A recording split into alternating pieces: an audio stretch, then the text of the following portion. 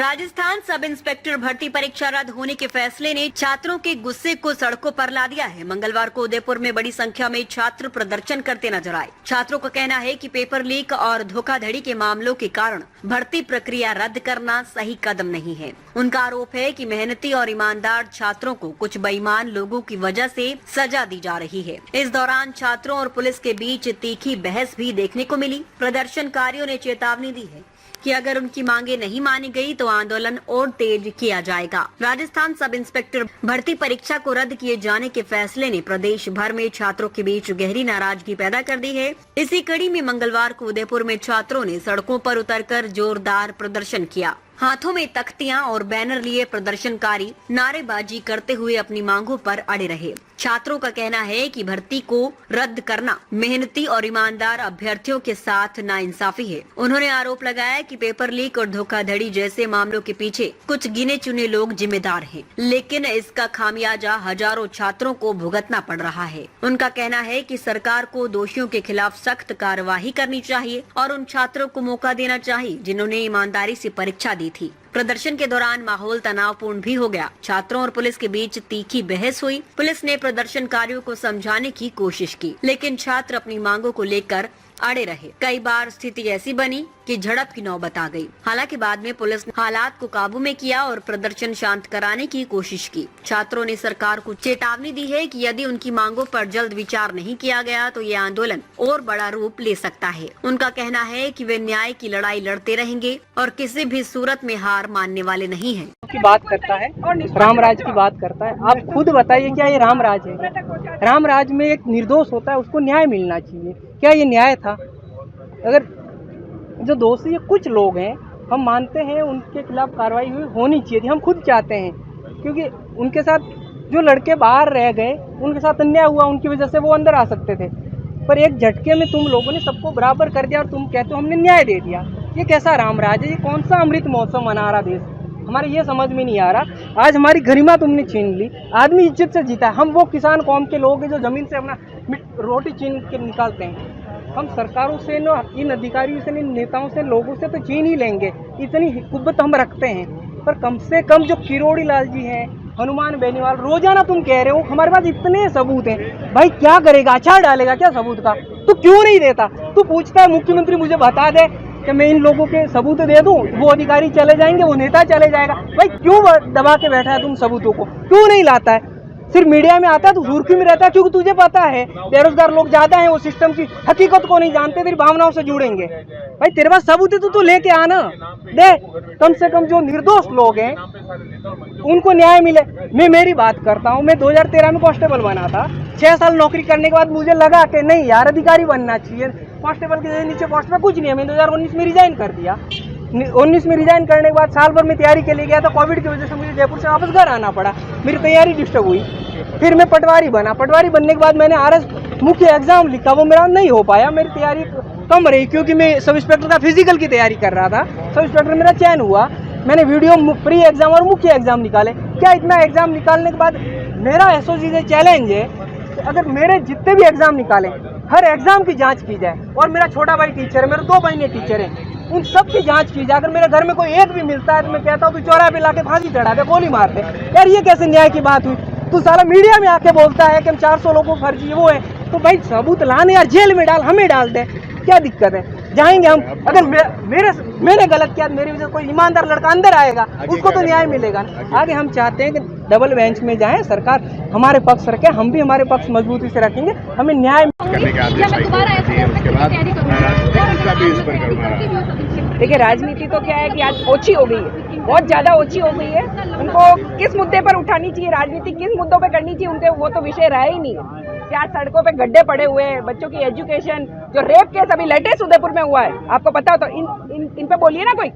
और आज ये जो भर्ती है, अभी थोड़े समय पहले आपने सुना होगा कि सुप्रीम कोर्ट के एक जज के घर पे भी मिले बहुत सारे पैसे। तो कहीं ना कहीं मुझे ऐसा लगता है कि न्यायालय भी बिक चुके हैं यहाँ पे, और सबके घर पेटियां आ रही है। आपने मेवाड़ी में कहना पेटियां आ रही है, तो पेटियां आ रही है जो अच्छा न्याय दे रहा है ना। हकीकत बता रही हूँ मैं आपने। आज मैं पत्रकारिता पे एक बार विश्वास करना चाहूंगी इस बार, कि वो बात को इस बार बिके नहीं पत्रकार। बहुत सारे पत्रकार बिक चुके हैं, मैं आपको भी गलत नहीं बोल रही हूँ, लेकिन मैं सच कह रही हूँ, पत्रकारिता उतनी निष्पक्ष नहीं रही आज, इसलिए कोर्ट ने ये न्याय ये आदेश दिया है। पत्रकारिता को इतना न्याय से कीजिए, आप इतना निष्पक्ष कीजिए कि ये बच्चे दिखने चाहिए आपको।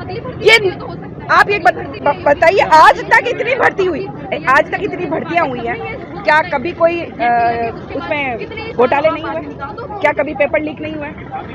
आप अभी रीट वाले भी 2 बार हम डबल बेंच में जब गए हैं तो डबल बेंच ने यही निर्णय दिया है कि देखो निर्दोषों के जो है उनके साथ न्याय होगा और भर्तियों को बहाल किया गया, दोषी के खिलाफ कार्रवाई की। हम शुरू से यही मांग कर रहे हैं कि आप ये बच्चे कह रहे हैं कि हमारा आप जो भी नार्को टेस्ट वगैरह कराना चाहते हैं उसके लिए हम लिखित में देने को तैयार है कि हम उसी के लिए रेस्पॉन्सिबल अगर कुछ होता है वो करवा लीजिए। हमारा एसओजी की जो जांच एजेंसी है वो अपने जांच कार्य को करे और जो दोषी उनको पकड़े, दोषी को पकड़कर उनको कड़ी सजा दी जाएगी, तभी तो अगली बार ऐसी घोटाले नहीं होंगे, ऐसी पेपर लीक के मामले नहीं होंगे। और युवाओं का हौसला बढ़ाने की जगह आप यहाँ उनका मनोबल तोड़ रहे हो। मैम, आप लोग प्रदर्शन कर रहे हो, अच्छी बात है, लेकिन आपने न्यायपालिका और पत्रकारिता दोनों का आपने लांछन लगाया, दोनों बिक चुके। सर, मेरा नाम सेबा मिर्जा है, मैं कुशलगढ़ बांसवाड़ा से रहने वाली हूँ। ये क्या मांग है? मांग सिर्फ इतनी है सर कि सरकार जब हमारा पक्ष एकल पीठ में रख चुकी है तो वही सरकार अब जो एकल पीठ ने हमारे खिलाफ जो अपना फैसला सुनाया है उस फैसले के खिलाफ सरकार हमारे साथ हमारे लिए डबल बेंच में अपील करे और हमारे साथ जो अन्याय हुआ है उस अन्याय का सरकार हमें न्याय दे और सरकार ये डबल बेंच में हमारा साथ दे और डबल बेंच में जाए और हमारा पक्ष रखे। क्या पक्ष रखना चाहते हो सरकार के माध्यम से?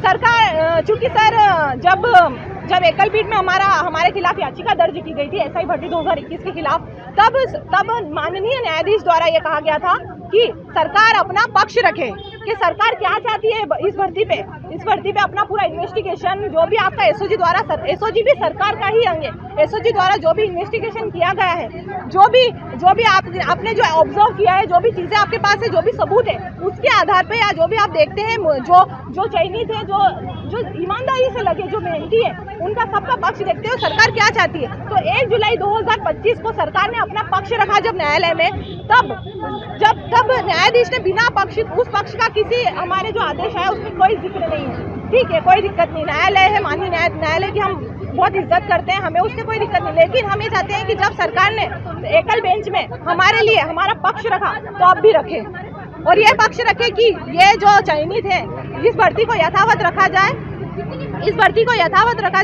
और जो मेहनत से लगे और जो दोषी है हम खुद चाहते हैं भाई हमारे साथ कोई अगर कोई फर्जी काम करेगा हम नहीं चाहते, जब हम ये चाहते हैं बस जो चयनित है, जो निर्दोष है, भर्ती को यथावत रखा जाए और जो इन्वेस्टिगेशन चालू रखी जाए और जो दोषी पकड़ा जाए उसे पकड़ते जो जेल में। छोला है, मैं सब इंस्पेक्टर चयनित हूँ।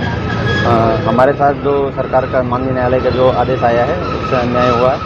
मेरी उम्र अभी 30 वर्ष हो चुकी है, मैं 22 वर्ष की उम्र का था तब से मैं तैयारी कर रहा हूँ। ये मेरी पहली नौकरी नहीं है, इससे पहले मैं सेंट्रल गवर्नमेंट में जॉब करता था, वहाँ पर मैं सेंट्रल गवर्नमेंट में भी सब इंस्पेक्टर था, प्लाटून कमांडर। वहाँ पे मैं 4.5 वर्ष नौकरी कर आया, वहाँ से त्याग पत्र देकर फिर मैंने यहाँ पर ज्वाइन किया, ट्रेनिंग कर ली। लगभग 2 साल होने वाले थे, हमारा प्रोबेशन कंप्लीट होने वाला था। उसके बाद हमारे साथ इस तरह का अन्याय हुआ।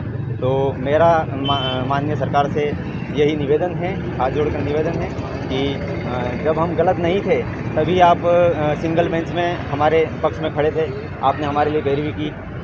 तो आगे भी हमारा यही निवेदन है कि आप डिविजनल बेंच में भी हमारा साथ दें और हमें न्याय देने का कार्य करें। आप लोग जो तकिया लेके घूम रहे हैं, जिसमें आप लोग खुद स्वीकार कर रहे हैं कि इस परीक्षा में भ्रष्टाचार हुआ है, जी, कहीं ना कहीं घोटाला हुआ है, जी, घोटाले की वजह से सुप्रीम कोर्ट हाई कोर्ट ने यह फैसला दिया है, तो फैसले का स्वागत करना चाहिए। आप लोग विरोध क्यों कर रहे हो? स्वागत कैसे करेंगे? स्वागत तब करेंगे जब फैसला न्याय संगत होगा।